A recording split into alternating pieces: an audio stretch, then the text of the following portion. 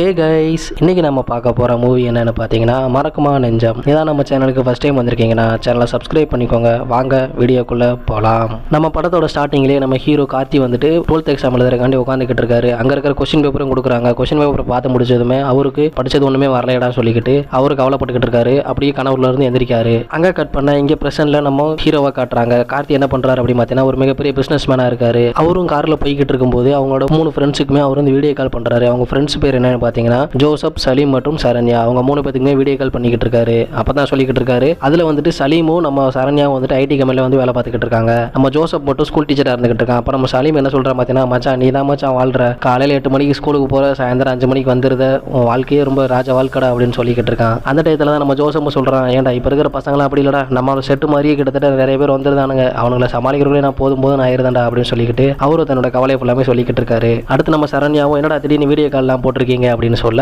சீக்கிரம் சொல்லுங்கடா, என்னோட டீம் லீடர் வந்து வந்துருவான், எனக்கு வந்து ஒர்க் நிறைய இருக்கு அப்படின்னு சொல்லிக்கிட்டு இருக்காங்க. அந்த டயத்துல தான் நம்ம ஹீரோ என்ன சொல்றாரு பார்த்தீங்கன்னா, எனக்கு வந்து நேற்று இந்த மாதிரி கனவு வந்துச்சுடா அப்படின்னு சொல்லி அவரும் பேசிக்கிட்டு இருக்க, இதே உனக்கு வேலையா போச்சுடா அப்படின்னு சொல்லிக்கிட்டு நம்ம சரண்யாவும் ஜோசப்பும் போனை கட் பண்ணியிருந்தாங்க. அது மட்டும் இல்லாம சலீம் வந்துட்டு, மச்சான் நான் நீயாச்சும் புரிஞ்சுக்க மச்சான், நம்ம 3 பேரும் ஒன்னா சேர்ந்து எங்கேயாச்சும் சந்திக்கணும்டா அப்படின்னு சொல்ல, இல்ல மச்சான் நீ சொல்றதெல்லாம் இப்ப யாருமே கேட்க மாட்டானுங்க, அதனால நீ உன் வேலையை பாருடா அப்படின்னு சொல்லிக்கிட்டு இருக்கான். அங்க சீனை கட் பண்ண அடுத்து நம்ம ஹீரோ கார்த்தியும் வீட்டில் உட்காந்துட்டு அவங்களோட ஒர்க் ஃப்ரம் ஹோம் வந்து பண்ணிக்கிட்டு இருக்காரு. அந்த இடத்துல தான் டிவியில் வந்துட்டு ஒரு பிரேக்கிங் நியூஸ் வருது. என்ன அப்படின்னு பார்த்தீங்கன்னா, கன்னியாகுமரியில் இவங்க படிச்ச 2008 பேட்சில் தான் இவங்க வந்துட்டு 12th படிச்சு முடிச்சிருப்பாங்க. அந்த பேட்சில் வந்து மார்க் ப்ராக்டிஸ் பண்ணி தான் அவங்க வந்து பாஸ் ஆயிருக்காங்க அப்படின்னு சொல்லிக்கிட்டு ஒரு நியூஸ் வெளியே வருது. இந்த நியூஸ் ஃபுல்லாக கொடுத்தது யாரும் பார்த்தீங்கன்னா, அவங்களுக்கு எதிராக இருக்கிற அந்த மெட்ரிகுலேஷன் ஸ்கூல் தான் இதை ஃபுல்லாக பரப்பியிருக்காங்க. அந்த டயத்தில் தான் நம்ம ஹீரோ கார்த்தியும் ஃபோன் அடிச்சு நம்ம ஃப்ரெண்ட்ஸ்கிட்ட சொல்லி, மச்சான் இங்கே பாரு, நான் சொன்னதெல்லாம் நடக்கல, இப்போ பாரு அவங்களே மறுபடியும் ஸ்கூலுக்கு போக சொல்றானுங்கடா அப்படின்னு சொல்லிக்கிட்டு அவரும் ஃபோனை கட் பண்ணுறாரு. இப்போ அந்த நியூஸில் என்ன சொல்கிறாங்க அப்படின்னு பார்த்தீங்கன்னா, நம்ம 2008 படிச்ச அந்த பேட்ச் பசங்களை எல்லாமே மறுபடியும் கூட்டு அவங்களுக்கு வந்துட்டு 3 மாதம் ட்ரைனிங் கொடுங்க, அதுக்கப்புறம் மறுபடியும் எக்ஸாம் அப்போ அதில் பாஸ் ஆனவங்களை வந்துட்டு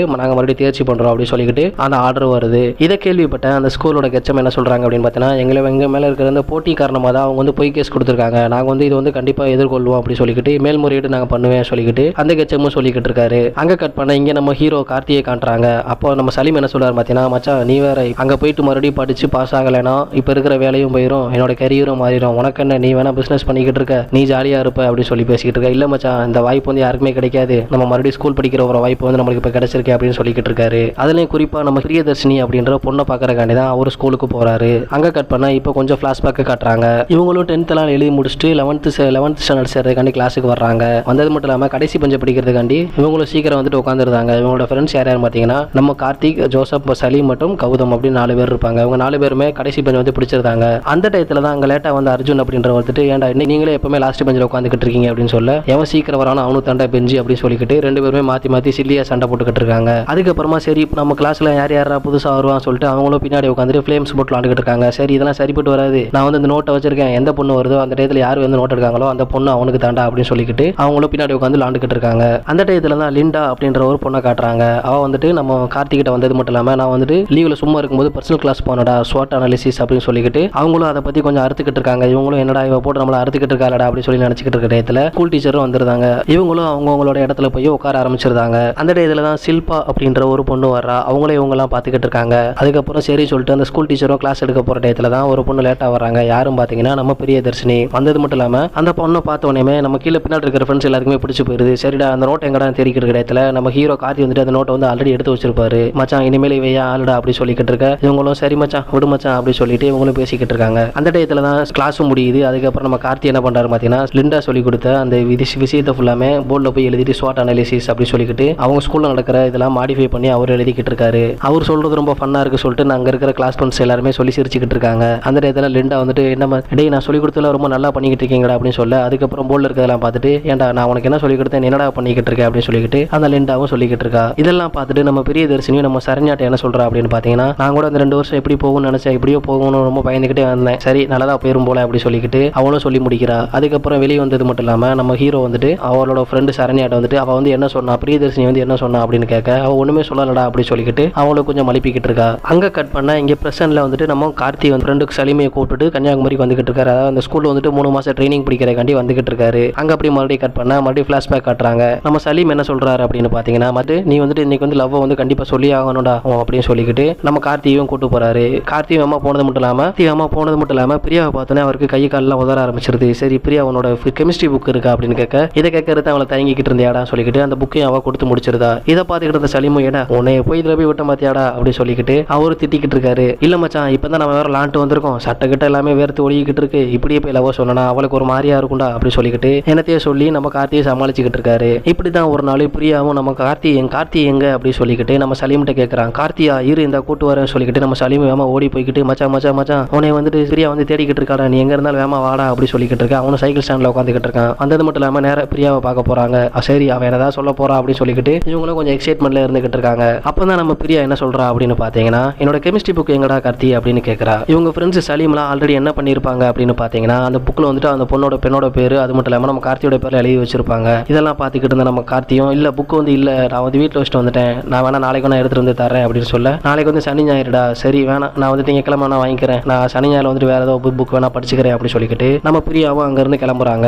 அதுக்கடுத்த நாள் நம்ம சரண்யாவை கன்வின்ஸ் பண்ணி அவனோட வீட்டு நம்பர் கொடுறி அப்படின்னு சொல்ல அவளும் ஃபோன் நம்பர் கொடுக்குறா. இவங்களும் அந்த காயின் பூத்துக்கு போய்கிட்டு ஃபோன் போடுறாங்க. அதான் என்ன அப்படின்னு பாத்தீங்கன்னா இந்த மாதிரி உன்னோட கெமிஸ்ட்ரி புக் என்ன தானே இருக்கு, நான் வேணா உங்க வீட்டுல வந்து தரட்டா அப்படின்னு சொல்லிக்கிட்டு நம்ம கார்த்தி கேட்க இல்லடா அதெல்லாம் ஒண்ணு வேணாண்டா, நான் வேணா திங்கக்கிழமை வந்து வாங்கிக்கிறேன் அப்படி சொல்லிக்கிட்டு நம்ம பிரியாவும் சொல்றா. இல்ல நான் வந்துட்டு என்னோட அத்தை வீடு அங்கதான் இருக்கு, நான் வேணா அங்க வேணா நான் வந்து அந்த வீட்டுக்கு வர்றேன், வர வழியில தான் நம்ம வீடு, நான் வேணா பார்த்து கொடுத்துருதேன் அப்படி சொல்லிக்கிட்டு இருக்கான். நம்ம சலீமும் சைட்ல இருந்துகிட்டு ஏன்டா உனக்கு அத்தையே இல்லையடா, அங்க எப்படி நீ அத்தை போடு அத்தை இருக்கு அப்படி சொல்லிக்கிட்டு இருக்க அப்படின்னு கேட்க இல்லடா பிரியாவோட அம்மா வந்து எனக்கு அத்தை தானே, அதனால நான் தான் அத்தையை சொன்னேன் அப்படி சொல்லிக்கிட்டு இவங்களும் கலையாச்சு சிரிச்சுக்கிட்டு இருக்காங்க. கடையில் வந்துட்டு இருக்கிற ஸ்நாக்ஸ் எல்லாம் வாங்கி சாப்பிட்டுக்கிட்டு இன்னைக்கு வந்து கண்டிப்பா நம்ம வந்து பிரியா வீட்டுக்கு போகணுமாடா அப்படின்னு கேட்க நம்ம சலீமும் இல்ல மச்சான் ரொம்ப நாள் விட்டுக்கிட்டு இருக்க, நீ ஒண்ணுமே சொல்ல மாட்டேற, நம்ம கண்டிப்பா இன்னைக்கு போய்கிட்டு உன்னோட லவ் வந்து கண்டிப்பா சொல்லி ஆகணும்னு சொல்லிக்கிட்டு அவரே வீட்டுக்கு கூட்டு போறாரு. நம்ம கார்த்தியையும் பிரியா வீட்டுக்கு கூட்டு போறாரு நம்ம சலீம். அந்த புக்கை கொடுக்கறதுக்காண்டி இவங்க ஃப்ரெண்டு 4 பேருமே சைக்கிள்ல போய்கிட்டு இருக்காங்க. அப்ப மழையும் பெய்ய ஆரம்பிக்கிறது. பெஞ்சது மட்டும் இல்லாம வீட்டுக்கு போய்கிட்டு காலிங் பில் அடிக்கிறாங்க. பிரியாவோட அப்பா வந்துட்டு என்னடா நீங்களாம் யாருங்கடா அப்படின்னு கேட்க அப்போ பிரியா வேமா வந்துட்டு என்னோட ஃப்ரெண்ட்ஸ் தான்ப்பா சொல்லிக்கிட்டு வீட்டுக்குள்ள கூட்டு போறாரு. போனது மட்டும் இல்லாம இவங்க நனைஞ்சிருக்கிறத பார்த்துட்டு நம்ம கார்த்திக்கு மட்டும் நம்ம பிரியா வந்து துண்டை கொடுத்துருந்தாங்க. அவங்க துண்டை துணத்திட்டு அவர் ரிட்டன் வந்து துண்டையும் கொடுத்துருந்தாரு. அது மட்டும் இல்லாம என்ன இந்த மலையிலையும் பட்டெல்லாம் போட்டு வந்திருக்கீங்களா அப்படி சொல்லிக்கிட்டு பிரியாவோட அப்பாவும் கேட்க இல்ல அங்கிள் நாங்க வந்துட்டு இந்த மாதிரி புக்கு கொடுக்க வந்தோம், அந்த நேரத்தில் மழை வந்துருச்சு அப்படின்னு சொல்லிக்கிட்டு நம்ம சலீமும் சொல்லிக்கிட்டு இருக்காரு. சரி புக்கெல்லாம் கொடுத்து முடிச்சாச்சு வாங்கடா கிளம்பலாம் சொல்லிக்கிட்டு வெளியே வர டயத்துல மழையும் பெஞ்சு நிக்காம பெஞ்சுக்கிட்டு இருக்கு. அந்த டயத்துல தான் நம்ம கார்த்தி வந்துட்டு நம்ம பிரியாட்ட என்ன சொல்றாரு பார்த்தீங்கன்னா எனக்கு வந்து மழை ரொம்ப பிடிக்கும், நனையிறது வந்து ரொம்ப பிடிக்கும் அப்படின்னு சொல்லி பேசிக்கிட்டு இருக்கேன். நம்ம பிரியா வந்துட்டு எனக்கு வந்து மழையே சுத்தமா பிடிக்காது, மழை பெஞ்சிச்சுன்னா தண்ணி வந்து கெட்டும், அது மட்டும் இல்லாம வாய்க்காலாம் வெளியே வரும் அப்படி இப்படின்னு ரொம்ப அந்த மழையோட இன்னொரு சைடை பத்தி அவங்களும் பேசிக்கிட்டு இருக்காங்க. அப்பதான் நம்ம சலீம் என்ன சொல்றாரு பார்த்தீங்கன்னா நீங்க வந்து வட துருவம் தென் துருவம் மாதிரிடா, உங்களுக்குள்ள நிறைய வேறுபாடுகள் இருக்கும், இதுதான் அவங்களோட கெமிஸ்ட்ரி அப்படி சொல்லிக்கிட்டு இவரு கொஞ்சம் ஊசி பேத்தி விட்டுக்கிட்டு இருக்காரு. அடுத்த நாள் இவங்களும் ஸ்கூல்ல வந்துட்டு மேக்ஸ் கிளாஸ் கவனிச்சுக்கிட்டு இருக்காங்க. அந்த இடத்துல நம்ம பிடி மாஸ்டர் வந்துட்டு ஒரு சர்க்குலர் கொடுக்காரு. என்ன அப்படின்னு பார்த்தீங்கன்னா ஸ்கூல் வந்து ஆனுவல் டே வருது, எல்லாருமே ஃபங்க்ஷனுக்கு வந்து தயாரா இருங்க அப்படின்னு சொல்லிக்கிட்டு நம்ம மேக்ஸ் மேடம் சொல்லிக்கிட்டு இருக்காங்க. அது மட்டும் இல்லாம ரொம்ப டிசிப்ளினா இருக்கணும் அப்படி சொல்லிக்கிட்டு அவங்களும் சொல்லிக்கிட்டு இருக்காங்க. இந்த மேக்ஸ் மேமும் பிடி மாஸ்டர் 2 பேருமே ஆல்ரெடி லவ் மேரேஜ் பண்ணி கல்யாணம் பண்ணியிருப்பாங்க.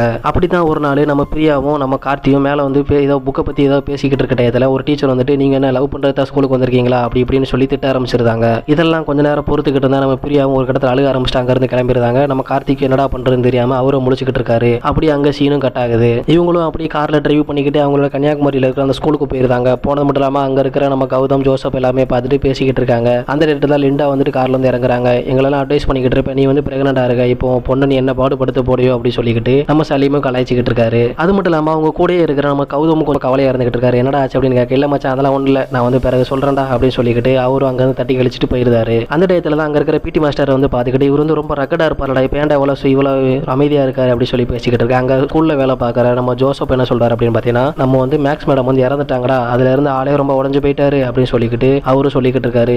பிடி மாஸ்டர் இந்த நிலைமையில பார்க்கறது ரொம்ப கஷ்டமா இருக்கடா அப்படி சொல்லிக்கிட்டு நம்ம கார்த்தியும் சொல்லிக்கிட்டு இருக்கான். அந்த டயத்துல தான் நம்ம கார்ல வரும்போது நம்ம கார்த்தி என்ன சொல்லியிருப்பா அப்படி பார்த்தீங்கன்னா நம்ம ஸ்கூல் வந்து அந்த ஆனுவல் டே பத்தி பேசிக்கிட்டு இருக்காங்களே, அந்த டயத்தில் வந்துட்டு நம்ம கரஸ்பாண்டன்ட் வந்து இறக்காம இருந்தா நான் வந்து அந்த ஆனுவல் டேல வந்துட்டு என்னோட ப்ரொபோசல் வந்து நான் சொல்லியிருப்பேன்டா பிரியாட்ட அப்படி சொல்லிக்கிட்டே நம்ம சலீம்கிட்டே சொல்லிக்கிட்டு இருக்கான். அப்படி இங்க இருக்கிற எல்லாத்துட்டையுமே நம்ம கார்த்தியும் பார்த்து பேசிக்கிட்டே நம்ம பிரியாவை அப்படி தேடிக்கிட்டே இருக்கான். அந்த இடத்துல நம்ம சலீம் என்ன சொல்றா பார்த்தீங்கன்னா நம்ம ஊர்ல இருக்கிற பொண்ணுங்களுக்கு ஃபுல்லாமே மேக்ஸிமம் 25 வயசுக்குள்ள கல்யாணம் பண்ணி கொடுத்துருவாங்கடா, நம்மளுக்கு இப்போ 28 வயசாச்சு, அதனால பிரியாக்கு கண்டிப்பா கல்யாணம் ஆகி குழந்தை இருக்கும் அப்படி சொல்லிக்கிட்டு இருக்க. நம்ம கார்த்தியை ஒன்றும் சொல்லாம அப்படி நடந்து வந்துகிட்டு இருக்காரு. அந்த டயத்துல தான் ஸ்கூல்ல எல்லாருமே போய் உட்காடுறாங்க. அங்க இருக்க கரஸ்பாண்டன்ட் என்ன சொல்றாங்க பார்த்தீங்கன்னா நம்ம ஸ்கூல் மேல பழி போறதுக்காண்டி இந்த வேலையை ஃபுல்லாமே எதிர் ஸ்கூல்ல இருக்கிறவங்க பண்ணிக்கிட்டு இருக்காங்க, அதனால நம்ம இந்த 3 மாசம் நல்லா படிச்சு கண்டிப்பா நீங்க வந்து பாஸ் ஆயிருங்க அப்படி சொல்லிக்கிட்டு அட்வைஸ் பண்ணிக்கிட்டு இருக்கிற இடத்துல தான் நம்ம பிரியாவும் ஃபர்ஸ்ட் ஸ்கூல்ல லேட்டா வருவாங்க பாத்தீங்களா, அதே மாதிரி இப்பவும் லேட்டா வராங்க. வந்தது மட்டும் இல்லாம கார்த்தியும் அவளையும் மேலே கீழேயும் பார்த்துட்டு கல்யாணம் ஆகல சொன்னோன்னே நம்ம கார்த்தி ரொம்ப குஷி ஆயிருதான். அடுத்த நாள் இவங்களும் 12th கிளாஸ் படிக்கிறதுக்காண்டி வர்றாங்க. வந்தது மட்டும் இல்லாம எல்லாருமே அமைதியா உட்காந்துட்டு இருக்காங்க. அப்போ நம்ம ஹீரோ கார்த்தி என்ன பண்றாரு அப்படின்னு பாத்தீங்கன்னா அவரோட ஸ்கூல்ல இருக்கிற அந்த பழைய மெமரிஸ் எல்லாமே சொல்லிக்கிட்டு அங்க இருக்கிற எல்லாத்தையுமே கொஞ்சம் என்கரேஜ் பண்ணிக்கிட்டு இருக்காரு. அந்த டயத்துல தான் நம்ம ஏன் மறுபடியும் நம்ம ஸ்கூல் ட்ரெஸ் போட்டு நம்மளும் ஸ்கூலுக்கு வரக்கூடாது அப்படி சொல்லிக்கிட்டு இருக்காங்க. அங்க இருக்கிற பாதி பேர் ஏன்டா உனக்கு இதே வேலையா போச்சுடா அப்படி சொல்லிக்கிட்டு திட்டிக்கிட்டு இருக்காங்க. இதை எதிர்குறுப்பான அந்த அர்ஜுனும் இவனுக்கு வேற வேலை இல்லடா அப்படி சொல்லிக்கிட்டு அவரு திட்டிக்கிட்டு இருக்காரு. அதுக்கு அடுத்த நாள் பாத்தீங்கன்னா எல்லாருமே நம்ம கார்த்தி சொன்ன மாதிரியே ஸ்கூல் ட்ரெஸ் எல்லாம் போட்டு வந்துட்டு மறுபடியும் பழைய பாரி ஸ்கூல்ல படிக்கிற மாதிரி எல்லாரும் வந்திருக்காங்க. இதெல்லாம் பார்த்த உடனே நம்ம கார்த்திக்கு மறுபடியும் ரொம்ப குஷி ஆயிருது. அங்க கட் பண்ண அடுத்து இவங்க வந்துட்டு நம்ம பிடி மாஸ்டர் வீட்டுக்கு போறாங்க. போனது மட்டும் இல்லாம நம்ம வந்து நான் சமைக்க போறேன், எனக்கு அவ்வளவு சமைக்க தெரியாது, ஜெனிஃபர் இருந்துட்டானா நல்லா உனக்கு வந்து நல்லா சமைச்சு போட்டுருப்பாடா அப்படின்னு சொல்லிக்கிட்டு தன்னோட கவலையும் அவர் வந்து சொல்லிக்கிட்டு இருக்காரு. சரி சார், உங்களோட லவ் ஸ்டோரியை பத்தி சொல்லுங்க அப்படின்னு சொல்லிக்கிட்டு நம்ம சலீமு கேட்க, அப்பதான் வந்து நான் கொடைக்கானல் வந்துட்டு நான் வந்து பிடி மாஸ்டர் இருந்தேன். அந்த இடத்துல வந்துட்டு யாருமே என் பீரியட் கேட்டாலுமே கொடுக்க மாட்டேன். பசங்களுக்கு வந்துட்டு பிசிக்கல் வந்து ரொம்ப முக்கியம், அதனால தான் அவங்களோட மென்டல் பிடி பீரியட் வந்துட்டு எடுத்துட்டாங்க. நான் வந்து ரொம்ப கோவமா இருப்பேன். அந்த டயத்துல தான் ஒரு டைம் வந்துட்டு பசங்க யார் பிடி பீரியட் விளையாட வரவே இல்லை. நான் போயிட்டு என்னன்னு பார்க்கும்போது தான் அங்கே வந்து மேக்ஸ் டீச்சரை பார்த்தேன். பார்த்தோன்னே எனக்கு வந்து பிடிச்சி போயிருச்சு. அதுக்கப்புறமா அவங்களும் என்கிட்ட ரெக்வஸ்ட் பண்ணி இந்த பிடி பீரியட் வேணும் கேட்கணும், நானும் கொடுத்துட்டேன். போகிறேன் இங்கே போக சொல்லிட்டு எல்லா இடத்துலையும் அவங்கள ஃபாலோ பண்ணிக்கிட்டு இருந்தேன். கிரீட்டிங் கார்டு ரோஸும் கொடுத்துட்டு நான் வந்து ப்ரொபோஸ் பண்ணேன். நீங்கள் வந்து என்னை இப்படி கேட்டாலும் பரவாயில்ல, இப்போ வந்து வாங்கிக்கோங்க அப்படி சொல்லிக்கிட்டு இருந்தேன். அதுக்கப்புறம் அவங்களே பிடிச்சி போய் வாங்கிட்டாங்க. எங்கள் வாழ்க்கையை நல்லா போய்கிட்டு இருந்துச்சு அப்படி சொல்லிக்கிட்டு தன்னோட மனசில் இருந்த கவலை ஃபுல்லாமே சொல்லி முடிக்காரு. இதெல்லாம் கேட்டு முடிச்சுட்டு நம்ம ஹீரோக்கு ஒரு மாதிரியா போயிருது. அதுக்கப்புறம் வெளியே வந்துட்டு நானும் என்னோட லவ் சொல்லியிருக்கணும் அப்படி சொல்லிக்கிட்டு அடுத்த நாள் என்ன பண்ணுறாரு அப்படின்னு பார்த்தீங்கன்னா ஒரு லெட்டர் எழுதி, சரி இன்னைக்காச்சும் நம்ம பிரியாட்ட வந்துட்டு நம்ம லெட்டரை கொடுத்துடலாம்டா அப்படின்னு சொல்லிக்கிட்டு நம்ம ஸ்கூலுக்கு வராரு. அந்த டயத்தில் நம்ம சரண்யா வந்துடுறாங்க. என்னன்னு பார்த்தீங்கன்னா நம்ம பிரியாவோட கல்யாண பத்திரிக்கை. அந்த பத்திரிகையை பார்த்ததுமே நம்ம ஹீரோக்கு ரொம்ப ஷாக் ஆகி போயிருது. தனியாக உட்காந்து ரொம்ப ஃபீல் பண்ணிக்கிட்டு இருக்காரு. அப்போ தான் நம்ம சரண்யா வந்துட்டு யார் என்ன சொல்லுவாங்களோ, இவங்க எது சொல்லுவாங்களோ அவங்க எது சொல்லுவாங்களோ அந்த மாதிரி நீ வந்து வாழ்க்கையை விட்டுட்டேடா அப்படின்னு சொல்லிக்கிட்டு, நான் கூட உன்னை வந்துட்டு வந்து லவ் பண்ணேன், ஆனால் நீ வந்து பிரியாவை லவ் பண்ணுறேன் அப்படின்னு தெரிஞ்சோன்னே என்னோட லவ் வந்து நான் வந்து விட்டுட்டேன் அப்படி சொல்லிக்கிட்டு தன்னோட மனசில் இருக்கிற அந்த காதலையும் வந்து நம்ம ஹீரோட்டையும் சொல்லி முடிக்கிறா நம்ம சரண்யா. நம்ம சலீமும் அங்கே வந்தது மட்டும் இல்லாமல் ஏன்டா சரண்யாவே அட்வைஸ் பண்ண வச்சிட்டேடா அப்படி சொல்லிக்கிட்டு நம்ம ஹீரோட்ட வந்து சொல்லிக்கிட்டு இருக்கான். அதுக்கடுத்த நாள் அவங்களுக்கு கிளாஸ் எடுக்கிற ஒரு டீச்சர் வந்துட்டு வரல. அப்போ என்ன பண்ணுறாங்க அப்படின்னு ஸ்கூலோட மேனேஜ்மெண்ட் என்ன சொல்கிறாங்க அப்படின்னு பார்த்தீங்கன்னா, நம்ம ஜோசப் வந்துட்டு நீ வந்துட்டு 12th கிளாஸ் 2 பேத்துக்குமே கம்பைன் கிளாஸ் வந்து எடுக்கணும் அப்படின்னு சொல்லிட்டு அங்கே இருக்கிற நம்ம ஹீரோவோட கேங்கோ இப்போ படிக்கிற அந்த 12th படிக்கிற பசங்களோட கேங்கில் வந்துட்டு உட்காந்து பேசிக்கிட்டு இருக்காங்க. அந்த டயத்தில் என்ன ஆகுது அப்படின்னு பார்த்தீங்கன்னா நம்ம ஜோசப் வந்து கிளாஸ் எடுத்துக்கிட்டு இருக்காரு. இப்போ தான் நம்ம அர்ஜுனோட குரூப்பில் இருக்கிற பசங்க வந்துட்டு நம்ம கௌதம் வந்துட்டு திட்டுறாங்க, இடா குண்டா அங்கிட்டு போய் உட்கார போர்டெல்லாம் மறைச்சிக்கிட்டு இருக்கா அப்படின்னு சொல்ல நம்ம சலீமும் சண்டைக்கு போயிருந்தாரு. நம்ம ஹீரோவும் கொஞ்ச நேரம் பொறுத்துக்கிட்டே இருக்காரு. அதுக்கப்புறம் என்ன பண்றாரு பார்த்தீங்கன்னா அர்ஜுன்ட்ட போய்கிட்டு, ஏன்டா உனக்கு அப்பவும் என் கூட பிரச்சனையா இருக்கு, இப்பவும் என் கூட பிரச்சனையா இருக்கு, உனக்கு என்னடா இப்போ வந்து என்னை அடிக்கணுமா, சரி அடிச்சு கூட அப்படின்னு சொல்ல கோவமா எந்திரிச்சு நம்ம அர்ஜுன் அவர் வந்து கட்டி பிடிச்சிட்டு, இல்ல மச்சான் நான் வந்துட்டு ஏன்டா இந்த ஸ்கூலுக்கு வரணும்னு நினைச்சிக்கிட்டு இருந்தேன், இத்தனை நாளுக்கு அப்புறம் மறுபடியும் வந்தது மட்டும் இல்லாமல் எங்க எல்லாத்தையுமே நீ ரொம்ப நல்லா பார்த்துக்கிட்டே அப்படி சொல்லிக்கிட்டு அவரே தேங்க்ஸ் சொல்லிக்கிட்டு இருக்காரு. அந்த டயத்தில் அந்த ஸ்கூலோட மேனேஜ்மெண்ட் என்ன சொல்றாங்க பார்த்தீங்கன்னா, ஸ்கூலுக்கு வந்துட்டு ஆனுவல் டே வைக்க போறோம் அப்படி சொல்லிக்கிட்டு இருக்காங்க. அது மட்டும் இல்லாமல் இப்போ படிக்கிற பசங்களுக்கு மட்டும் தான் ஆனுவல் டே, பழைய பசங்களுக்கு யாருக்குமே கிடையாதுன்னு சொல்ல நம்ம சலீம் வந்துட்டு, ஏன்டா நம்ம படிக்கும்போது நம்மளுக்கு வந்து ஆனுவல் டே வைக்கல, இப்போ வந்து கண்டிப்பாக வச்சாகணும், நீ போய்கிட்டு மேனேஜ்மெண்ட்டை பேசுன்னு சொல்லிக்கிட்டு நம்ம ஜோசப் அமுச்சு விட்டுருந்தாங்க. நம்ம ஜோசப்பும் அங்கே போறாரு. போனது மட்டும் இல்லாமல் அந்த மேனேஜ்மெண்ட்டை பேசுறாரு. அதுக்கப்புறம் அவங்களும் ஓகே சொல்லியிருந்தாங்க. அப்போ தான் நம்ம ஹீரோ சொல்றாரு, நம்ம படிக்கும்போது தான் நம்மளுக்கு ஆனுவல் டே இல்லை, இந்த ஆனுவல் டே வச்சு நம்ம ரொம்ப செலிப்ரேட் பண்ணணும்டா அப்படி சொல்லிக்கிட்டு அங்கே இருக்கிற பசங்கள்டே சொல்லிக்கிட்டு இருக்காரு. அப்போ தான் நம்ம அர்ஜுனும் கேட்காரு, நீ வந்துட்டு ஸ்கூல் படிக்கும்போது ஒரு கான்செப்ட் வச்சிருந்தேடா, அந்த ஸ்டோரி வேணா சொல்லு, நம்ம என்ன பண்ண நடிக்கலாம் சொல்லிக்கிட்டு இருக்கேன், எனக்கு வந்து அந்த கான்செப்ட் இருக்கு மச்சான் அப்படின்னு சொல்லிக்கிட்டு அவர் இப்போ கொஞ்சம் மாடிஃபை பண்ணியிருக்கேன் சொல்லிக்கிட்டு அந்த கான்செப்டே சொல்லி முடிக்காரு. அதுக்கப்புறமா அவங்க எதிர்பார்த்து அந்த ஆனுவல் டே வருது. அப்போ நம்ம கௌதம் அவருக்கு உண்டு கௌதம் அப்படி வந்துட்டு அங்கே ட்ரான்ஸ்ஃபர் அமௌண்ட் பண்ணுறக்காண்டி போய்கிட்டு கிடையாது. லோகி அப்படின்ற ஒரு பையன் வந்து அழுதுகிட்டு இருக்கான், பொண்ணை வந்து லவ் பண்ணுறேன், அவள் வந்து அவங்களோட அப்பாவுக்கு வந்துட்டு இப்போ வந்து ட்ரான்ஸ்ஃபர் ஆயிடுச்சு, அவங்களும் டெல்லிக்கு கிளம்புறக்காண்டி இப்போ போயிட்டாங்க, ரயில்வே ஸ்டேஷன் வந்து போயிருக்காங்க அப்படி சொல்லிக்கிட்டு இருக்க. இந்த இடத்துல நம்ம கௌதம் என்ன பண்ணுறான் பார்த்தீங்கன்னா ஸ்டேஜில் ஏறி பர்ஃபார்ம் பண்ணிக்கிட்டு வேற லெவலில் பர்ஃபார்ம் பண்ணிக்கிட்டு இருக்கான். எல்லாரும் கை தட்டி ஆரவாரம் பண்ணிக்கிட்டு இருக்காங்க. பர்ஃபார்ம் முடிஞ்சதுக்கப்புறம் கீழே வந்துட்டு சலீம் என்ன சொல்கிறா அப்படின்னு பார்த்தீங்கன்னா, ஏன்டா குண்டா உனக்குள்ள இவ்வளோ டேலண்ட் இருக்காடா அப்படின்னு சொல்லிக்கிட்டு இருக்காம மச்சா, எல்லாரும் என்னை குண்டா சொல்லிட்டு என்னை வந்து மட்டம் தட்டிட்டீங்க, என்னோட டேலண்ட் ஃபுல்லாமே வெளியே கொண்டு வந்தது யாரு பார்த்தீங்கன்னா நம்ம சில்பாதா அப்படி சொல்ல, என்னடா புதுசாக சில்பாவை சொல்கிறான்டா அப்படின்னு கேட்டுக்கிட்டு இருக்காங்க.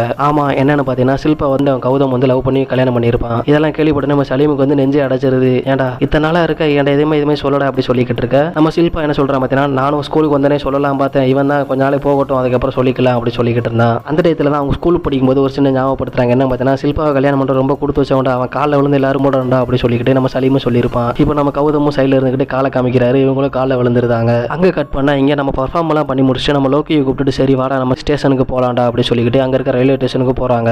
அவங்க கூட வந்துட்டு நம்ம ஹீரோ அது மட்டும் இல்லாமல் நம்ம பிரியா எல்லாருமே போகிறாங்க. அந்த டயத்தில் நம்ம சலீம் வந்துட்டு அங்கே நடந்த விஷயத்தை ஃபுல்லாமே நம்ம பிரியாட்ட சொல்கிறான். அதுக்கப்புறம் நம்ம சில்பாட்டையும் நீ வந்து என்கிட்ட சொல்லலை பார்த்தியா அப்படி சொல்லிட்டு நம்ம பிரியாவும் கேட்டுக்கிட்டு இருக்கா. அந்த டயத்தில் தான் எங்கே போனால் நம்ம லோக்கி பையன் வந்துட்டு அந்த காவியா பண்ணிட்டு வந்துட்டு என்னோட லவ்வை பற்றி சொல்கிறான். பேசி முடிச்சுட்டு வந்தது மட்டும் இல்லாமல் அங்கே இருக்கிற நம்ம ஹீரோவை பார்த்து இப்போதைக்கு எனக்கு நிறைய கமிட்மெண்ட் இருக்குது, நான் வந்து படிக்க போகிறேன் அப்படி சொல்லிக்கிட்டு இருக்கு. அவனும் சொல்கிறான். அதுக்கப்புறம் சரி இதை ஏன்டா ரொம்ப சிரிச்சிட்டே வந்து சொல்கிறேன் அப்படின்னு கேட்டேன். என் மனசில் இருந்த பாரத் வந்து நான் வந்து கொட்டிட்டேன், இதுக்கப்புறம் என்ன நடந்தால் எனக்கு பிரச்சனை இல்லை அப்படி சொல்லிக்கிட்டு அந்த லோக்கி பையனும் சொல்கிறான். நம்ம ஹீரோவும் நான் தான் அப்போ எதுவுமே சொல்லாமல் இருக்கும் போல அப்படின்னு சொல்லிக்கிட்டு இவனும் ஒரு கட்டத்தில் வந்து அழுகே ஆரம்பிச்சிருந்தான். நம்ம சலீமும் சரி விடு மச்சான் நான் ஏதாச்சும் உனக்கு வந்து ஏற்பாடு பண்ணுறேன்டா அப்படின்னு சொல்லிக்கிட்டு நம்ம சலீமும் சொல்கிறான். நம்ம வந்து அவளை லவ் பண்ணணும் அப்படின்ற அர்த்தம் கூட இல்லை, நம்ம மனசு காதலை கூட சொல்லிட்டா கூட எனக்கு போதும்டா அப்படி சொல்லிக்கிட்டு நம்ம ஹீரோவும் சொல்லிக்கிட்டு இருக்கான். அடுத்த நாள் காலையிலே விடியுது. அப்போ நம்ம சலீம் போய்கிட்டு அங்கே இருக்கிற பசங்கள்ட்ட எல்லாமே என்ன சொல்கிறா அப்படின்னு பார்த்தீங்கன்னா, நம்ம வந்துட்டு 12th எக்ஸாம் முடிச்சுட்டு மறுபடியும் நம்ம எல்லாருமே அவங்க கரியரை பார்க்க போயிடுவோம்டா, நம்மளால மறுபடியும் ஒன்று சேர்ந்துருக்க முடியாது, நம்ம வேணா எங்கேயா ட்ரிப்பு போகலாமா அப்படின்னு பிளான் பண்ணிட்டு இருக்கா. யாருமே வரமாட்டாங்க. ஒரு கட்டத்தில் எல்லாருமே கன்வின்ஸ் பண்ணி எல்லாருமே சரி போகலாம் அப்படின்னு முடிவு எடுத்துருந்தாங்க. போனது மட்டும் இல்லாமல் அங்கே இருக்கிற ஒரு ரெசார்ட்டையும் புக் பண்ணுறாங்க. அங்கே புக் பண்ணிட்டு சரி எங்க எல்லாரும் கேம் விளாடலாம் சொல்லிட்டு உட்காந்துருக்கிற இடத்துல சரி இந்த ட்ரூத் ஆர் டேர் கேம் மட்டும் வேணாம், வேற ஏதாவது கேம் விளாடலாம் சொல்லிட்டு இருக்க. சரி நம்ம வந்து பாட்டில் வந்து சுற்றி விடலாம், யார் முன்னாடி நிற்கும் அவங்க கேட்குற கேள்விக்கு வந்துட்டு நம்ம வந்து பதில் சொல்லணும் எல்லாருமே அப்படின்னு சொல்லிக்கிட்டு அந்த கேமே ஸ்டார்ட் பண்ணுறாங்க. அந்த பாட்டிலையும் சுற்றி விடுறாங்க. அந்த சலீம் வந்து சலீம் என்ன சொல்கிறாரு பார்த்தீங்கன்னா, கவுத்துட்டு பார்த்துட்டு நான் வந்து உன்னை வந்து குண்டா சொல்கிறேன்டா, என்னை வந்து மன்னிச்சிடுறா, நாங்கள் வந்து உரிமையாக வந்துட்டு உன்னை வந்து சொல்கிறோம், வேற யாரையுமே சொல்ல விட்டது கிடையாது, ஜப்பி அப்படின்னு சொல்றதுக்கு பதிலாக நாங்கள் வந்து குண்டா சொல்லிட்டு உன்னை வந்து பேசிக்கிட்டு இருக்கோம் சொல்லிட்டு ஒரு கட்டத்தில் நம்ம சலீம் அழுகே ஆரம்பிச்சிருந்தாரு. அதுக்கப்புறம் அவங்க ஃப்ரெண்ட்ஸ் 3 பேரும் சேர்ந்து நம்ம கவுத்தையும் கட்டி பிடிச்சிக்கிட்டு இருக்காங்க. அதுக்கப்புறம் மறுபடியும் பாட்டிலையும் சுத்த விடுறாங்க. அதுக்கப்புறம் என்ன வருது அப்படி இது வரைக்கும் உங்க மனசுல இருந்தது நீங்க யார்ட்டுமே சொல்லாம ஒரு விஷயம் இருக்குல்ல, அது என்னன்னு சொல்ல. அந்த இடத்துல தான் சரி எல்லாரும் வாங்கடா சொல்லிட்டு எல்லாருமே கிளம்பி போயிருந்தாங்க. கார்த்தியும் அது மட்டும் இல்லாம அவனோட பிரியா அவங்களோட தனியா இருக்காங்க. அப்பதான் நம்ம கார்த்தி வந்துட்டு அவங்கள்ட்ட வந்து ஒரு லெட்டர் கொடுக்க போற டயத்துல லெட்டரை வாங்கி வச்சிருந்தாங்க. அந்த லெட்டரை ரிட்டர்ன் வந்து கொடுக்க மாட்டாங்க.